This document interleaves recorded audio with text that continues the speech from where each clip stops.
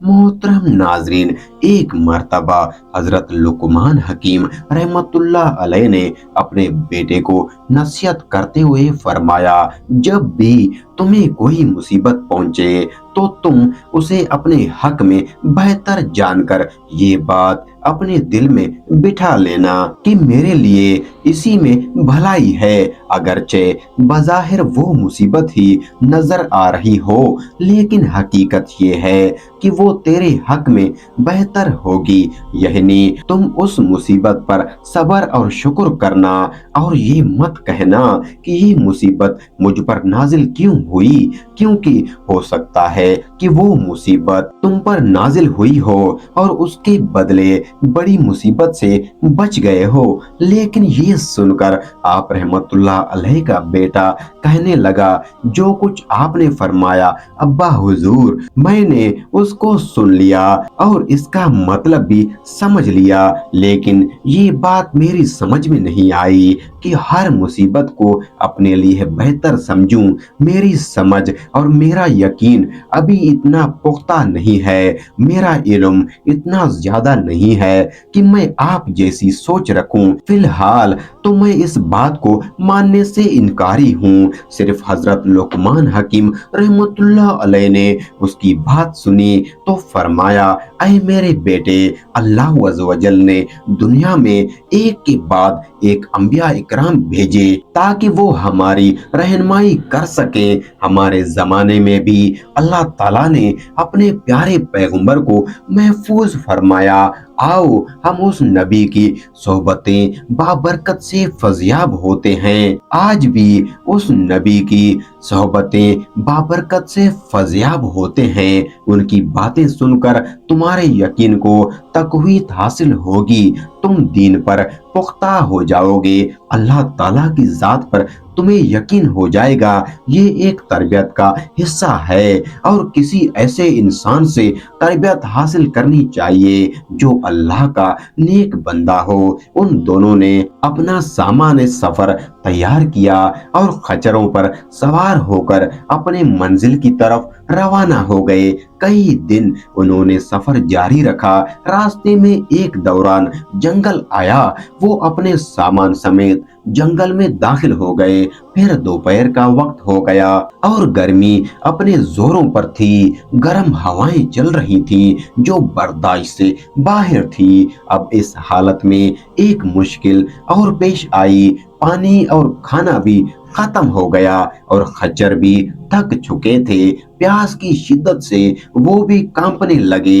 ये देखकर हजरत लुकमान रहमतुल्लाह अलैह और आपका बेटा खच्चरों से नीचे उतर आए कि उनको तकलीफ न दी जाए, हम पैदल चल लेते हैं। लेकिन हालत बहुत खराब थी। चलते चलते हजरत लुकमान हकीम रहमतुल्लाह अलैह को बहुत दूर एक साया और धुआं सा नजर आया। आप रहमतुल्लाह अलैह ने गुमान किया कि शायद वहां कोई आदमी है या किसी दरख्त वगैरह का साया है। चुनाचे आप रहमतुल्लाह अलैह उस तरफ चलने लगे। चलते हुए रास्ते में आपके बेटे को ठोकर लग गई और उसके पांव में किसी जानवर की हड्डी छुप गई, जो कि पांव के तलवे को पार कर बाहर निकल आई। बेटा शिद्दत से तड़प गया और दर्द की शिद्दत से बेहोश होकर जमीन पर गिर पड़ा। आपने उसे अपने सीने से लगाया, फिर अपने दांतों से हड्डी निकालने लगे। काफी मुशक्कत के बाद बिल आखिर हड्डी निकल गई। बेटे की हालत देखकर आप बाप की मोहब्बत में रोने लगे। आपकी आंखों से बहने वाले आंसू जब आपके बेटे के चेहरे पर गिरे तो उसे होश आ गया। जब उसने अपने वालिद मोहतरम को रोते हुए देखा तो कहने लगा, अब्बा जान, आप मुझसे फरमा रहे थे कि हर मुसीबत में भलाई है, लेकिन मेरी इस मुसीबत को देखकर आप रोने लगे हैं। फिर ये मुसीबत मेरे हक में बेहतर किस तरह हो सकती है? और हमारे खाने पीने की तमाम एशियां भी खत्म हो चुकी हैं और हम यहाँ इस वीरान जंगल में तन्हा रह गए हैं। अगर मुझे यहीं छोड़कर आप चले जाएंगे, आपको मेरी इस मुसीबत की वजह से बहुत रंज और गम लाहक रहेगा। आप यहीं मेरे साथ रहेंगे तो हम दोनों यहाँ इस वीराने में भूखे प्यासे मर जाएंगे। आप मुझे बताइए, इस मुसीबत पे मेरे लिए क्या बेहतरी है? मैं चल नहीं सकता। बेटे की बातें सुनकर आप रहमतुल्लाह अलैह ने फरमाया कि मेरे प्यारे बेटे, कि मेरा रोना इस वजह से था कि मैं एक बाप हूँ और हर बाप को अपने दुख दर्द की वजह से गम आ जाता है। ये एक फितरी अमल है कि बाप अपनी औलाद का दुख नहीं देख सकता। और बाकी ये कि तुम्हारे लिए इस मुसीबत में क्या भलाई है, तो हो सकता है कि इस छोटी मुसीबत में तुम्हें मुब्तला करके तुमसे कोई बहुत बड़ी मुसीबत दूर कर दी गई हो। आपका बेटा ये बात सुनकर खामोश हो गया। हजरत लुकमान रहमतुल्लाह अलैह ने सामने की तरफ देखा तो वहां ना धुआं था और ना ही साया वगैरह। आपके दिल पे ये बात आई कि मैंने अभी तो इस तरह धुआं और साया देखा था, लेकिन अब वो कहाँ गायब हो गया।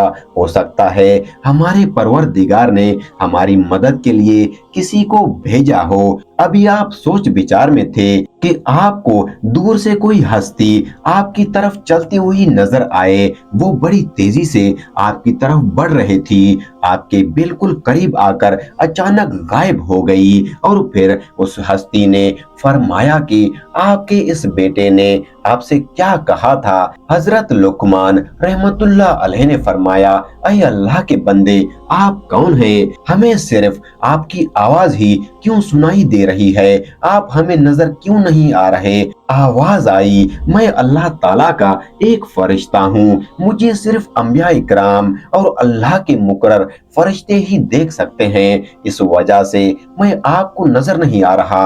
मेरी बात सुनिए, मेरे रब ने मुझे हुक्म दिया है कि मैं फिला शहर और उसके आसपास के लोगों को जमीन में दसा दूं। मुझे खबर दी गई कि आप दोनों भी इस शहर की तरफ आ रहे हो, तो मैंने अपने पाक के परवरदिगार से दुआ की कि वो आपको इस शहर में आने से रोके। लिहाजा अल्लाह ताला ने आपको इस आजमाइश में डाल दिया कि आपके बेटे के पाँव में हड्डी चुभ गई और इस तरह आप छोटी मुसीबत की वजह से एक बहुत बड़ी मुसीबत यानी जमीन में दसने से बच गए, क्योंकि वो पूरी बस्ती हमने उलट दी है। वहां अब कोई नहीं बचा। फिर इस फरिश्ते ने अपना मुबारक हाथ उस जख्मी लड़के के पांव पर फेरा तो उसका जख्म बिल्कुल ठीक हो गया। फिर उस फरिश्ते ने अपना हाथ उस बर्तन पर फेरा जिसमें पानी बिल्कुल खत्म हो चुका था, तो हाथ फेरते ही वो बर्तन पानी से भर गया। यहाँ तक कि जो खाने वाले बर्तन थे उन पर हाथ फेरा तो वो भी खाने से भर गए। फिर उस फरिश्ते ने अल्लाह के हुक्म से हजरत लुकमान रहमतुल्लाह अलैह और उनके बेटे को उनकी सवारी और उनके सामान के साथ उठाया और उसी देर में आप रहमतुल्लाह अलैह अपने बेटे और अपने सारे सामान समेत अपने घर में मौजूद थे। अल्लाह ताला ने आपके बेटे के ईमान में पुख्तगी पैदा कर दी। अगर इसको चोट न लगती और वो बेहोश न होता तो क्या वो उस बस्ती में जाकर बच सकता था? नहीं, बिल्कुल नहीं। वहां पर अजाब नाजिल हुआ था। अल्लाह ताला से दुआ है कि ऐ हमारे परवरदिगार, हमसे हमारी तमाम मुसीबतें दूर फरमा दे और अपने फजल व करम से हम सबको सब्र और शुक्र करने की तौफीक अता फरमा दे। आमीन सुम आमीन।